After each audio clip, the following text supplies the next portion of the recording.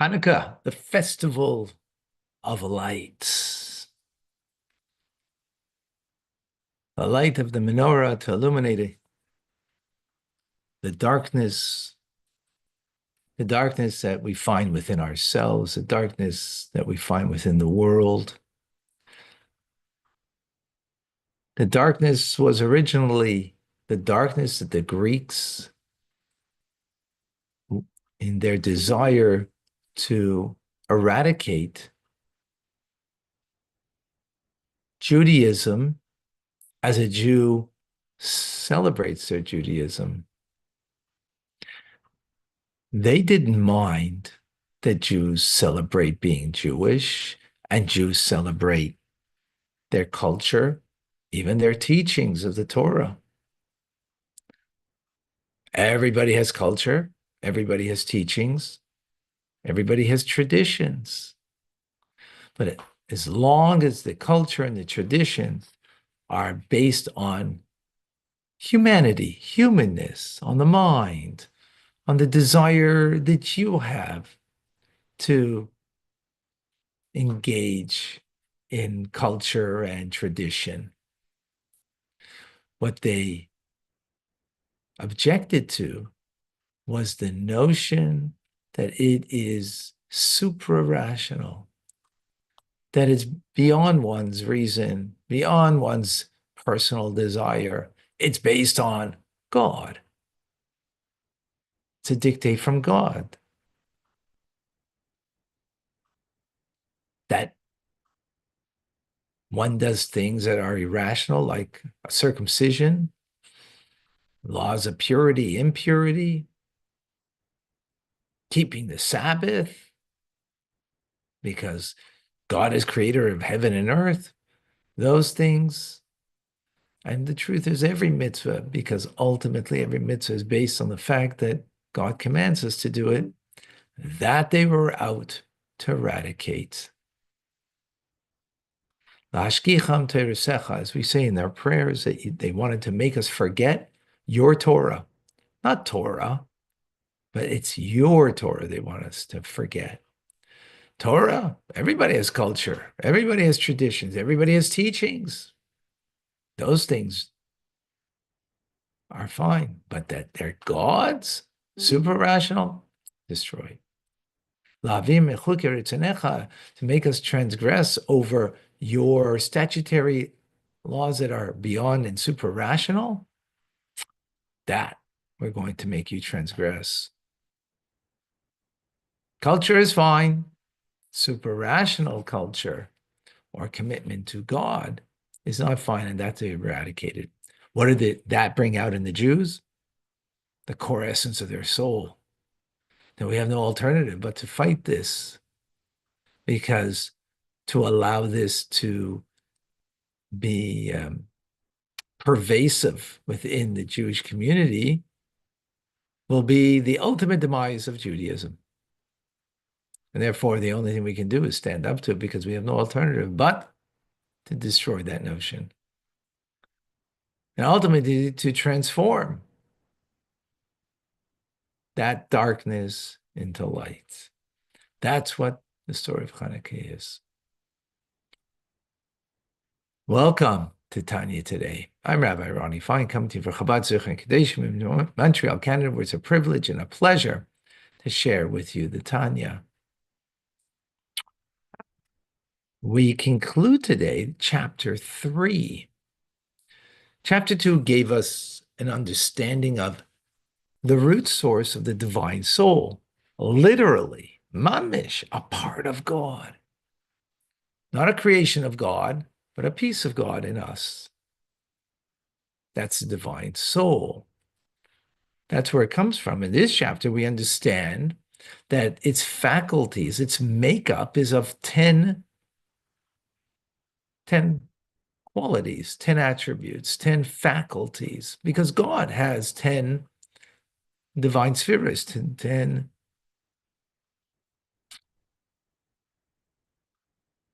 qualities above. And because of that, we have a piece of him in us, 10 spheres, 10 supernal manifestations, 3 intellectual and 7 emotional. And therefore, that's what makes up our divine soul. So we explained that that intelligence, Chabad, Chachma, Bina, B'das, wisdom, understanding, and knowledge, are called mothers. Because what do mothers do? They give birth. They give birth. What does intelligence give birth to? Emotions, character, proper character. Here we're talking about a divine character because it's divine intelligence that's giving birth to divine emotions that are part of the divine soul. How do you come to that? How do you reveal? How do you emerge? How do you give birth to divine emotions? Well, when the intellect of the rational soul will contemplate deeply and immerse oneself in the greatness of God. Usually we're engaged in our own personal greatness. That's coming not from the godly soul, that's coming from the animal soul. But if you allow your rational soul to take hold and you immerse yourself in the greatness of God, what does that mean? How God fills the world. Just like the soul fills the body, God fills the world. Just like the soul fills the body and is intricate uniqueness of every part of the body, right, that the eye can see and the ear can hear, that's all coming from the soul. So likewise, God fills the world in this manner. And when we understand that well and contemplate it and meditate upon it deeply, that's the first aspect. Then at the same time, we also need to further contemplate how God is not limited to the world, because that would be pantheism. But he is beyond the world. He encompasses the world. He's the life force that's far beyond the capacity of the world to receive it and internalize it. So he's all encompassing. Just like when you embrace many things together, you encompass all of them equally. So God encompasses the world equally in this manner, as opposed to the previous idea of understanding how God is internalized in everything in this world, just like the soul is internalized and gives the eye to see different than the ear to hear and the arm to act like an arm. So those are two different, completely different aspects of the divine engagement. And the third aspect is that the presence of God in all of creation is like naught, like there is no creation. There is only but God. Not that God encompasses all of creation equally, which suggests that there is a creation, and that creation is before God is, like beyond, and therefore he embraces, all of creation in an equal manner. But then there's a part of the divine that his presence in all of creation is considered as naught. Like there is no me. Not that there's me and an ant, right? Me and a mountain. No, there's nothing but the presence of God. So when you deeply think about this, right, you immerse yourself in this, what will that do?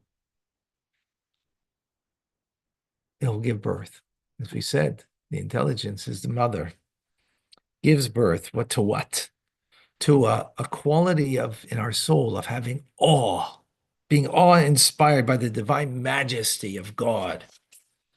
That's what's going to be aroused in our mind and our thoughts, and it will bring us to a sense of humility before God when we go through this contemplation of God's greatness. Humility, like what one would stand before greatness. If you ever stood before royalty, you feel a sense of awesomeness, your smallness. The truth is, what is real royalty that you stand before is the Rebbe. If you ever stood before the Alter Rebbe, or as I have, to stand before our dear Rebbe, true royalty, true awesomeness You feel the greatness of who you stand before, and as a result, your smallness. Not that the Rebbe is making you feel that way. When you understand and contemplate who you're standing before, of course you're going to feel that way. Sense of humility.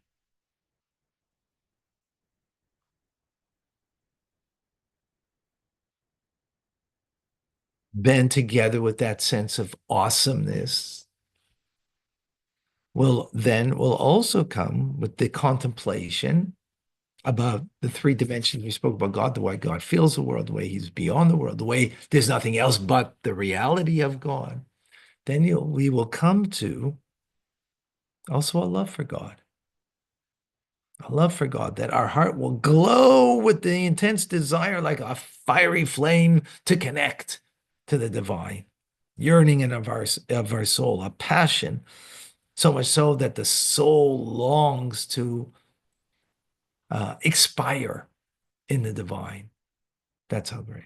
The element of fire that's in the divine soul, in the heart of the individual, that will bring us to um, this passionate love for God. So those are the two main character qualities of the soul, the emotions of the soul, the love and awe of God. First awe, then love, because contemplating, we're going to feel that sense of awe before love, but the two come together.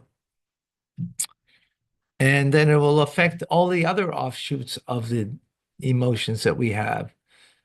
Tiferes, compassion, netzach, endurance, triumph, hod, humility, acknowledgement, yesod, foundation, connectivity, and malchus, royalty, sovereignty. Now, what is the main part of the quality of our mind that does this? It's not chachma, not bina, not wisdom, not understanding, but it's das. Das comes from the word, but Adam Yada is Chava, that Adam knew Eve. What does it mean he knew her? It means they had intimate relations, and through that, he was deeply bonded. And that's what it means to know, is to be deeply bonded. So the concept over here is that you can have an idea in your mind, you can have a lot of information in your mind, which would be Bina, but if you don't have das, that you don't bond with the idea, you don't connect with it, it doesn't become real for you. It doesn't become intimate awareness, then you will never be able to produce a true feeling of love and awe in your soul. It'll be but vain fancies of it, but not real. It won't be authentic.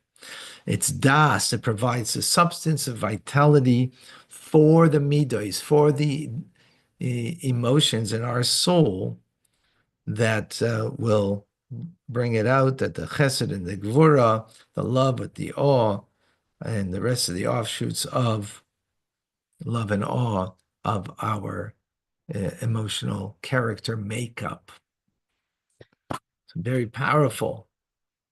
And Chabad Hasidus is about learning, knowing, being aware, but taking that awareness and trying to make it real. That's why contemplation before prayer is helpful in this manner, in this regard, or any time, Shabbos in particular, or sometimes just, when you focus in on it and try to make a concept that you learn very real, that it becomes, just like you bang the table, I felt it in my fist, I heard it, right? I saw it. All those things are real for us when we can contemplate about our connection to the divine, to God, God's connection and engagement in the world of the three dimension we said, it fills the world, encompasses the world, and there is no world. And understand those dimensions as best as one can, and filter it in to our inner being. Oh, are we different people? We are different people. All right. Beautiful thought. Days later. How does one make an atheist or agnostic know and feel this? Good question. There's only one way. If there's an atheist or an agnostic is open-minded to learn Tanya for the year, I promise you they cannot be the same person at the end of the year. Someone who is an atheist or agnostic, but they're open-minded to learn. Just let them learn and let them at their own pace, incorporate whatever they want to incorporate, but just to hear, study these truths. I've seen it before. I'm seeing it now with a particular person that I'm learning, Tanya, that, not a real believer, but it's because this talks to the soul, what we're learning. This is soul talk. And because we are talking of the soul, we're talking to the soul. We all have a soul. Some might not admit it. Some might not recognize it, but a soul we have. And when you talk to it, it'll eventually emerge. Of course, you can fight back against it. You can do that. But barring the fact that the person doesn't fight back against it, in other words, they're open-minded to hear the teachings at least, right? To hear the teachings. So try to bring someone like that and let them come in, will they stay a year? Halavai. Okay.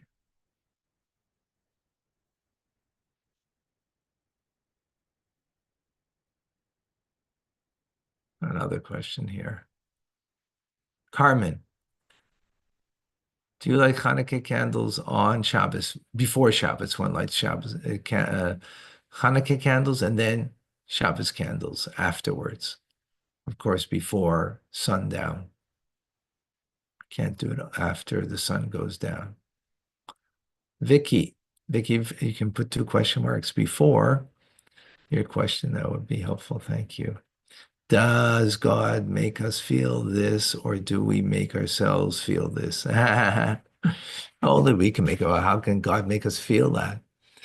Right? We have to make ourselves feel his presence within the world, encompassing us, that we are nothing, that we are absolutely nothing, not even a speck of dust, because that's something. That the only reality is but God. So yeah, God can't make us feel that. I mean, he gives us the opportunity that we can come to that because he gives us a piece of him in us, an image of him that we can, use that to reflect upon. Thank you, Vicky. Brett, what are some common fallacies that prevent this deep connection?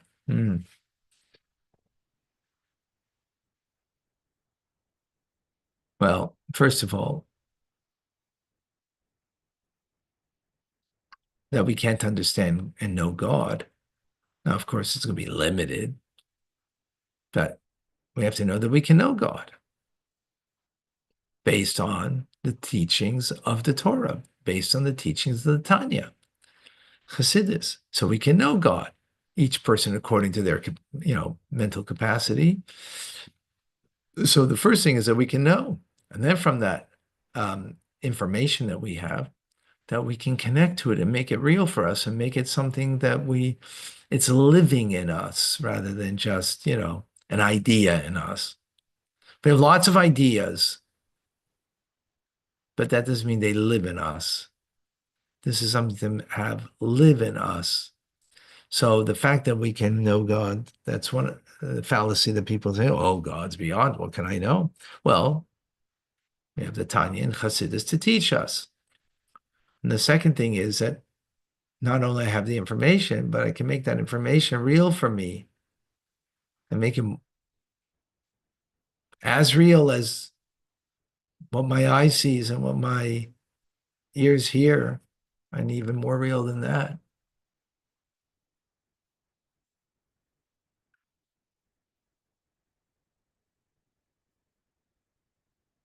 And further fallacy would be, well, that's the two basic important ones. Okay, amazing.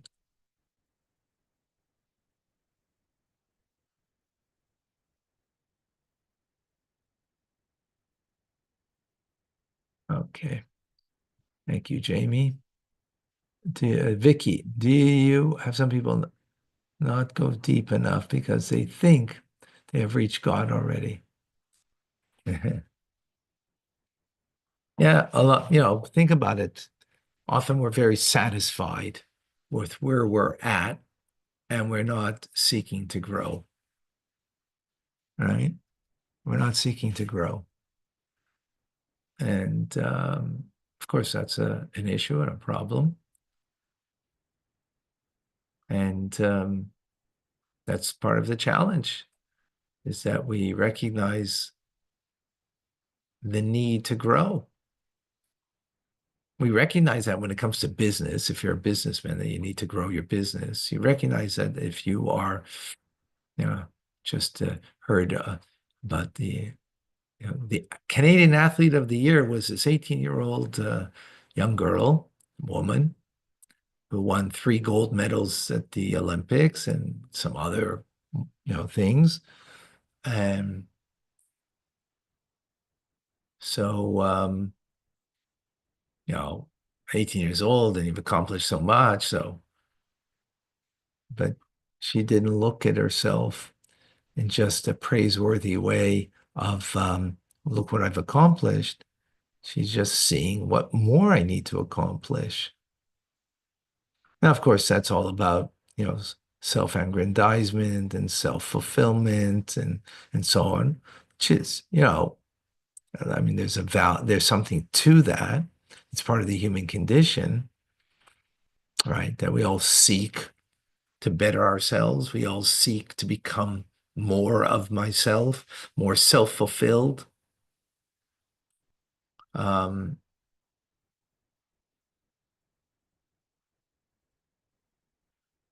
and therefore always striving for more. And that's great. Here we're adding that it's a divine yearning and striving for more.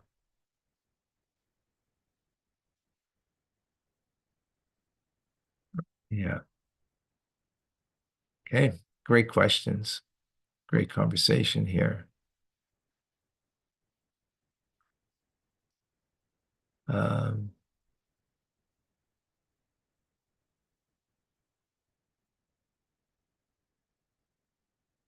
all right. Folks, amazing. Rambam coming up. I'm Rabbi Ronnie Fine, coming to you for Chabad Zech and Kadesh in Montreal, Canada. It's a privilege and a pleasure to share with you the time. You have an amazing, great day.